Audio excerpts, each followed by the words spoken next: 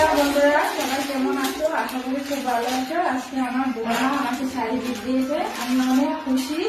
দেখো শাড়িটা কিনে নিয়ে গেছে, অনেক সুন্দর। আমার 3 মামি শাশুড়ি না থাকলে আমার বিবাহবার্ষিকী অনুষ্ঠান সম্পূর্ণ হতো না। দায়িত্ব সহকারে রান্না বান্না থেকে সবকিছু করে সবাইকে পরিবেশন করে খাইয়ে আনন্দ দিয়েছে। নিজেরা একটু নাচার টাইম পায়নি, সাজার টাইম পায়নি, এমনকি আমাকে শুধু হাত করে একটু আশীর্বাদ করবে সেটারও সময় পায়নি কাজের জন্য। তো মামি এখন আমাকে আশীর্বাদ করবে। মামি আমি বলতে অনেক অনেক আশীর্বাদ দিল, সুখে শান্তিতে থাকে। আর আমাদের একটা শুধু একটু কি খাইতে চাই।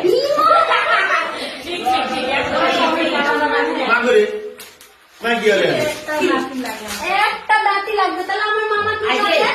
হ্যাঁ, আমার মামা কি কাজে দাঁতি লাগবে তোমার?